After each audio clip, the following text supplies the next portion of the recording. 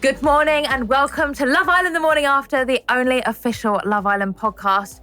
I've said it every single day, but what an episode from last night. Here to unpack all the drama, I'm Amy Hart. And I'm Indiyah Polack, and for the final time this week, it's our lovely, lovely guest, Kemi Rodgers. I'm going to miss you so much next week. Girls, I'm going to miss you you bring so much. But I feel like what a perfect episode. We were on the edge of our seats. No, we were. And we're also very sweaty. So we're getting like grabbing each other's arms like, what's going to go on? Well, what a good way to start our Saturday morning, girls. I know. Lots to talk about. Much better start for Saturday morning than poor Ramel and Megan are having. Yes. The end of last night's episode revealed what we had all voted for the night before. We'd all been voting for our favourite boy and our favourite girl, and the results came through midway through Harrison and Shakira's argument, which continued during the dramatic walk to the fire pit, which I loved. It was a great touch. Now, the bottom three boys were Ben, Ramel and Harry, and the bottom three girls were Toni, Shakira and Megan. Now, were we surprised they were there?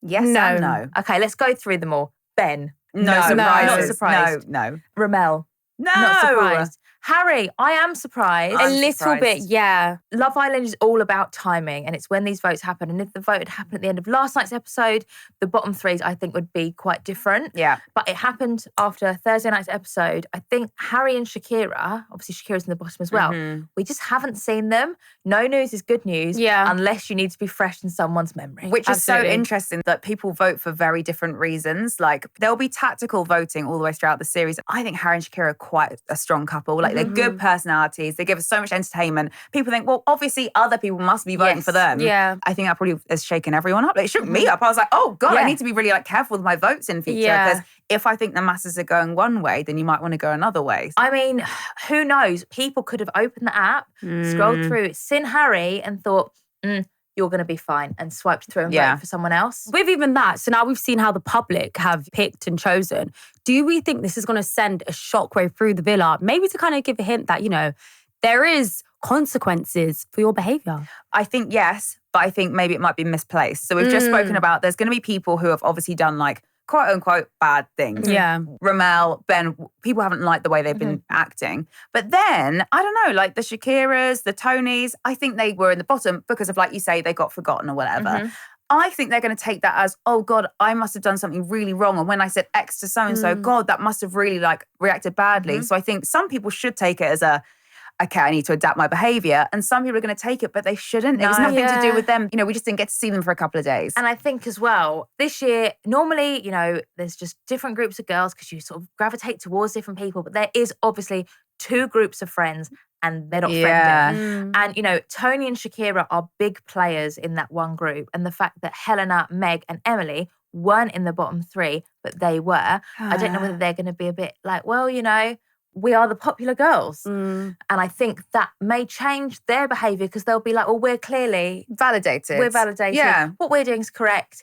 But then it could all change depending on when the next vote comes. And you just never know. And what we would have seen like 2 episodes before then. Like the thing is, we think, oh God, well, I can predict the next vote now. We can't predict the next vote because we don't know when it's going to be and we don't know what's going to happen between now and then. It could be in a week, 2 weeks, 3 weeks. I don't know. But that's a lifetime in Love Island. You just never know what's around the corner. No. Yeah, definitely. Megan and Ramel were dumped. Were we surprised at that? No. To be fair. No. Like, I think them being dumped is obviously consequences of, you know, previous episodes and how they have reacted to certain situations. I do think it's going to leave a little bit of a mark in the villa. Obviously, Alima and Ramel, it didn't go as planned, but they did still have a connection that, you know, where does this leave Alima now? Megan, she was quite good friends with like Meg, Emily and Helena. That is now going to have like a gap in their friendship. So as much as, you know, some girls may feel like, oh, we're popular now, I do think now that 2 bold characters have left, it is going to make people think, oh, this is real. Yeah. We can't live on what ifs. We can't. If it had gone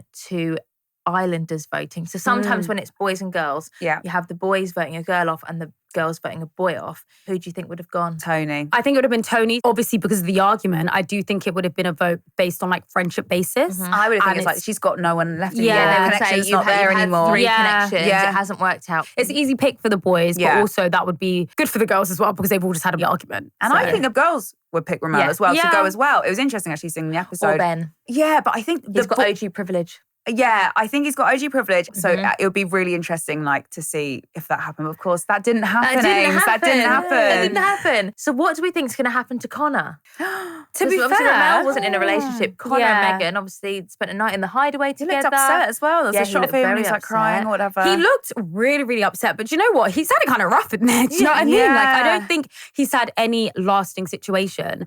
He grew a bit of balls. He went straight for Megan and he did what he thought was the right thing, only to have it snatched right on. And they were good. Like, I know we've had thoughts on, I think it's we've been emotive because we love little old Tommy, but they were a really good couple. Like, they obviously had like the passion, they had the chat. I think they could have, if they stayed in there, kind of gone all the way. It would be interesting to see whether he's like, there's no one left for me now, or if he's going to wait a day and hope for more people to come and crack in. Right, here we go again. I never said I was closed off with Megan. And do we even think potentially, I mean, I think this is done and dusted now, but do we think he will try to be a bit sly about it and be like, so Emily, you know, I hope he doesn't. I didn't say I didn't want to get to know you. I just said, you know, I was with Megan now. He shouldn't. I think she'd take it. But interesting that Megan was in the bottom two and Conor wasn't. Yes. Bearing in mind they've done the same thing. Yes. I will say, I think it's because people aren't as fond of Emily as they are of Tommy. I think she's a new character, isn't she? We haven't been able to get invested, whereas we've known Tommy from the beginning. We've seen a lot more of his personality, a lot more of his character. And I think Emily's just, it's not her fault, but she came in a little bit later. We haven't quite seen as much personality from her. We've just not seen it, you know? It's so interesting. If it was a vote to dump, that is such a different motivation than a vote to save. Yeah. Like, and I think, I can't believe, I mean, she did, so I do believe, but I can't believe that Emily got more votes than Toni, Shakira, and Megan. People opened the app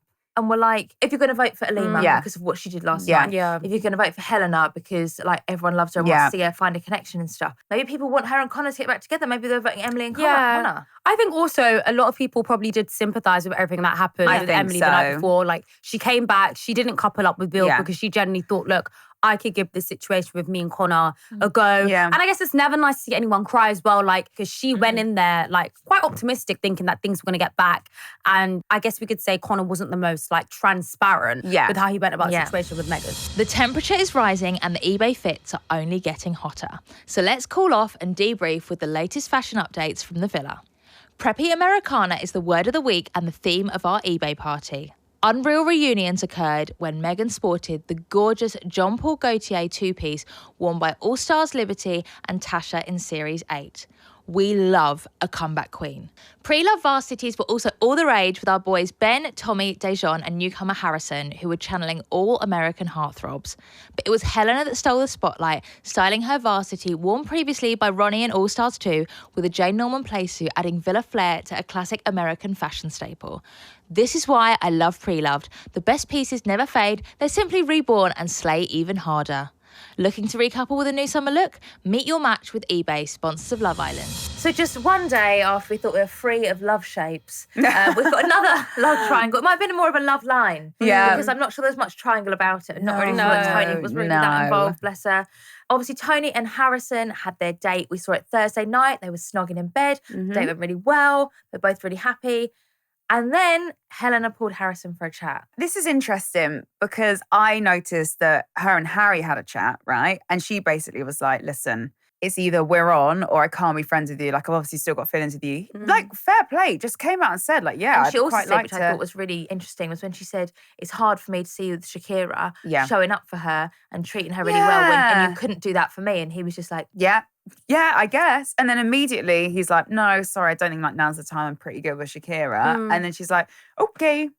Anyway, Harrison, you know, like I feel like it wasn't that Harrison was the first pick. Harry was the first pick. Yeah. And Harry even knew that because I remember he said to Harrison, like, well, it's because she doesn't, you know. She wants me. From the jump, it's still very clear that Helena still does have feelings for Harry. So he's always going to be her first pick. She's always going to try and make that work. Are we saying then we solely think this connection with Harrison is just because things aren't working out with Harry? Because I was quite surprised because in my mind, I'm like, look, Harrison has been in the villa for a little while. And since the whole game, when Harrison was like, oh, I have the best chats with you, Helena hasn't made much of an effort to pull him or even explain to the girls that actually, I'm feeling Harrison a bit. So where has this come from? Is it just because she got rejected maybe? When we were watching Thursday night's episode, I literally thought when she was saying like, oh yeah, I really want Harry. I can't get Harry out of my head and stuff. I was thinking, oh, okay, so she's not interested in Harrison. Perfect. That means Toni and Harrison can go on their merry way. Like perfect, because I love Toni so much. I mean, I do feel like, you know, she can't have Harry. You have to be in a couple. I don't want to be in a couple with Giorgio. Who else can I go for? I think he's a better option than Giorgio for her. If Toni was her mate, would she go for him? Right. I mean, Toni knew that they had a chat. She didn't know what the chat was about, but she seemed visibly upset. So do you think Toni kind of had an inkling and she even had a right to be upset that they were just having a chat? She definitely had a right to be upset. Well, like we've said, there is a divide between the girls. If it was one of their own groups, so say like if Shakira and Harrison, we all want to happen. But I feel like Shakira would have to really go and speak to Toni first. I mean, Helena probably doesn't actually owe it to Toni because they're not friends. However, it's not nice for Toni. No.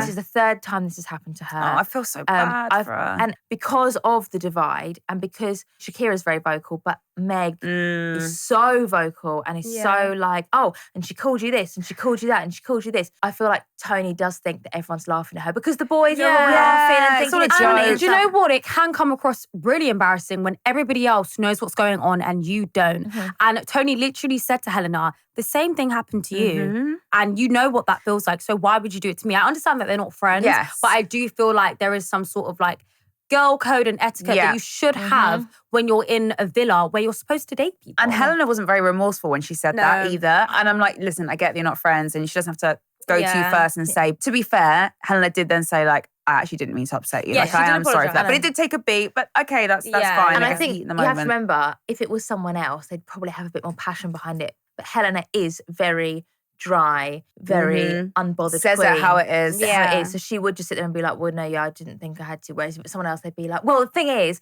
I didn't realise that you were going to be upset. Like, I felt bad for Love Toni. Island. I do think, though, there is an element of Toni maybe thought Harrison was more into her than he actually was. And I'm not blaming her for like not being able to see that because I think, I don't know, as a viewer, like I personally was like, I don't buy Harrison's interest. I bought hers. There was an interesting moment with Shakira and Toni where Toni was like, stop telling me this. Whereas Shakira's just being like, trying to be a good friend and being like, listen, you need to be careful because I think he might like Helena. Yeah. What did you guys think about that? Because I thought that was really interesting that she, as a girlfriend, literally was just like, no, I know this is upsetting you to hear this, but you need to hear this. You need to get your ducks in a row because I think he's going to go off for someone else. And lo and behold, it happened. Do you think Shakira took it like a step too far? I am Toni. I don't want to hear anything bad about myself. Like, what other people think of you is not your business. True. And I don't wish to know that. So I would be like Toni, but Shakira needed to tell her. Yeah. And I do need people to tell me that sometimes. I don't want to hear it. I think in this instance, it was good that how does Shakira know? Does she have powers or something? Because that very day, then it all happened. I'm like, she needs to be my best mate when things are going down because I'm at least glad. Toni was a bit blindsided with this whole situation, but not as blindsided if Shakira hadn't have warned her. It's those sunglasses. She can see the future. Also, I do feel like Harrison is really comfortable around Shakira. Ever since Harrison was sitting on that daybed with Shakira and she was like, oh, so what's your type then? He was like, oh, someone like you. Ever since then, I've never been able to drop it because I do think deep down, way, way, way deep down, Harrison low-key fancy Shakira. Yes. That's how I feel. I think they all fancy Shakira, Yeah, and I think, to be fair. And do you know when it's that kind of thing where it's just sort of, okay, there's nowhere me and you are going to be together, so let's just be friends. Yes. So he's very open with her and he tells her how exactly he feels about Toni in the situation because it's like, that's the closest he can get to her. Yeah. And obviously, Toni and Shakira are best friends. That is how some of the best relationships start. You and Dami were Yeah, friends. I'm not going to lie. And do you know what? I feel it so deeply because I look at them and I'm like, this just reminds me of somewhere I've been before. Like, I can't speak to the guy, but I can speak to his best friend. Wonder why that is. Harrison wasn't the only one in a situationship. Obviously, Helena was coupled up with Giorgio. She'd brought him back from the sleepover. She literally dumped him. and then went straight to the Hideaway. I don't even think she sat down in No. between. Yeah. Do we think that timing's off, or do we think that Giorgio sort of knew that? I think he knew. Timing's Yeah. off, obviously. I don't know what it is with this season's Islanders with, just having a conversation and going straight into the Hideaway. Yeah, not However, messing maybe around. because it's open for everybody. But I think Giorgio knew it was coming. However, it is bad timing, but I think it's so fresh and there's absolutely nothing there between them. It didn't matter if it happened last night or a few days ago. And also, the vote happened. So, you were telling us just yesterday that you've got to act on things because if you're like, oh, we'll do it tomorrow night might not come for you. So this is just a real reminder. You've got to act quickly. Yeah, and I think who it was makes a big difference. The sheer fact that Helena wants to speak to Harrison, she knows everyone's going to see that and that's going to be a little bit, So it's like, let's go somewhere quiet and out the way. Yeah. But the Hideaway is not quiet and out And the out the way. walk-in is that she has to walk past every single group and everyone's head just goes, where you going? like, yeah. But hey, it had to happen. Mhm. And it did. Giorgio took it on the chin. Yeah. Yeah. He seems like a really nice lad, actually. He does. I rate him and hopefully, I don't know, him and Yasmin might Yeah. do something. That was a really nice chat. I really was like, oh, finally, we're getting to see another side to Yaz. Bit of a personality, a guy who's like not sexualizing her, who compliments her posture. Every time Yasmin comes on the screen, I'm sure you all do it at home as well. We're like that. Why does she sit like that? So let's see if that continues because I like this thread. So hopefully all is not lost for little old Giorgio. Talking of Yasmin and Giorgio, before Yasmin and Giorgio, we had Yasmin and Ben. That was still rumbling on after Thursday night's episode. Now, Ben said he didn't regret what he said. The only thing he regretted saying was that she was irrelevant, but the rest of it, no. And Dejan called him out on it. Yeah, I rate that. Yeah. I really rate that. Because sometimes it's hard to stand up to your mates when they're kind of acting in a bit like in a bad way. And I think to give him his props, like sometimes like when I've been watching like this series, I've been like, oh, why don't the boys call each other out on their actions? And here we're seeing it. Yeah. Ben still doesn't want to hear. He's like, no, I was right in pretty much everything I was saying. Yeah. But I rate Dejan for actually saying and I think that. Dejan does that quite often. Yeah. Like even though he's got his Meg, and Meg is someone that, she needs to be taken to the side to tell herself, calm down. I think Dejan doesn't let the boys act out and just have no, responsibility for it. He will tell them, hey, we are lads, but we've got to have a little bit of perspective. Just a little bit. How do you think Ben will feel that he was in the bottom 3 and Yasmin wasn't? Absolutely livid. Yeah. He's thinking, oh God, she needs to be put in her place. Yeah. Why am I here? Oh, yeah. Clearly wasn't irrelevant when people opened the app. Well. Do we think this is going to make Ben think twice about the way he speaks to people in the villa? I hope so, because I think people get so wrapped up in their experiences there. This is a real reality check. This is the first time they're finding out what the public thinks about them. Yeah. So I think when they went to bed last night, I dread to think what they were thinking. So they're thinking, oh God, okay, maybe I was a bit, loud and wrong about that situation. So let's see if he changes his behaviour. Well, the whole situation that happened last night with Harrison and Helena going into the Hideaway, Toni didn't react well to it. She had a few words, she said some stuff like, Helena. The hand. But she did mention to Helena, look, do you really think you and Harrison are going to go somewhere? There's a 7-year age difference. You live in America. Thank you for ruining something that was so good. Yeah. Do we think these words were warranted from Toni, or was she being a little bit on the dramatic side? It was the heat of the moment, and I get why she's upset. But I think I agree with Helena. She's like, I wasn't really thinking about our future together. If you're having a snog with a boy in a club, you're not thinking I'm gonna name my kid this. You're just not thinking about that. So I think I understand her pain. I understand where it's from, but maybe she was thinking too deeply into it. They never said they were closed off or anything. I think that would be a different situation. I think Helena was the best person for that to happen with, just in terms of she's not a big overreactor. She's going to say it how it is. And I think Toni can. I actually was so surprised that conversation didn't go a few decibels up. It was all at this kind of level. So Helena would never shout back. No, she's not. I think Toni would. I think if it was someone, she would shout back. So I think Toni's heartbroken. I wonder if she'll sleep on it and then the next day she'll feel any different about it. But yeah, I think maybe it was a little bit too much to say that. But hey, she was upset. We also had the input from the stands. From the audience. What is this? Audience participation. Jesus. Obviously, Toni was giving it some when they were in the Hideaway. Yeah. She's this, she's that. Obviously, I can't repeat because it's early in the morning. And then obviously Meg, she's the informer. Meg is the informer. If you ever want something to get round the villa, Meg. Meg cannot keep a secret. No. Dejan told her not to say something. And she said said it. Yeah. Literally, the whole situation between Toni and Emily, it's because Meg relayed information. And even now, she's shouting across the villa, getting herself involved. I do understand backing your friend in certain situations, but I feel like that wasn't the place for it. It wasn't very empathetic. Yeah. I think, sorry, I'm going to say it wasn't very empathetic from Meg. And she's talking about all these things. let us not forget, right? That Dear one. old Melisha. Melisha, we love she you. asked very kindly, hey, can I take Dijon to the Hideaway? Meg was not having any of it. No. So I think she needs to, like Yasmin said, don't throw stones from glass houses, okay? And just take a step back. Exactly. I think people forget about the past. Like, so quickly. That situation was like, what, 4, 5, 6 days ago? Yeah. I know that there's two kind of girl groups forming in this. And fair enough, it's not your home girl, but you can know like, okay, I'm not friends with that person, but like, yeah, that situation would be kind of rubbish because I've gone through something similar. Yeah. So like, I guess it's kind of like rubbish. I don't know why she's standing on this business. Like, Helena is kind of sneaking off. If you see your mate doing something wrong in the club, kissing someone they maybe shouldn't, or behind someone's back, just sometimes You know, you unsee it. Yeah. Oh, you know, like I see my friend that maybe is talking to someone, get a drink at the bar. Oh, I didn't see it. Thanks for the shot. Sorry, yeah. Thank I didn't see you. anything walking away. So I'm like, you don't need to start then, you know, like loud and out your mouth about this. I'm like, I love the way she stands up for her friends. The argument was starting to die down. Yeah. And then Meg's like, I'm bored. Yeah. She's just said this about you as well. But then Helena was actually like, yeah, it's fair enough she called me that because she would be upset. And I'm like, I love Helena for having that kind of like, yeah, I've been in the wrong. Yeah. Fair enough, she's going to call me X, Y, and Z. Moving on, 2 islanders down. We're at the end of week 3. Week 4 starts on Sunday. So this time next week, we'll be halfway through the series. I mean, I feel like I've watched 3 series already. That's insane. There's been so much drama. How much more can there be? Kemi, you're not going to be with us. No. What are your predictions for the next few weeks? Okay, I think Dejan and Meg are going to stay together. I would like to see more islanders come in for Toni, for Conor.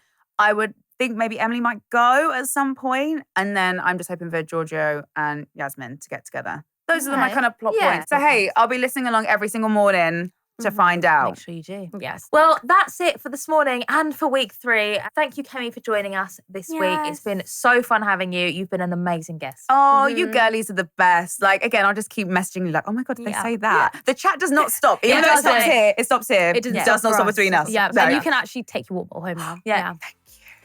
And we'll be back on Tuesday. However, there is lots of Love Island to catch up over the weekend. And I'll see you again on Sunday for After Sun. I won't be on After Sun this week. I'm having a week off. We would love to hear your comments, your opinions, and your questions. The morning after at itv.com, and we'll see you Tuesday.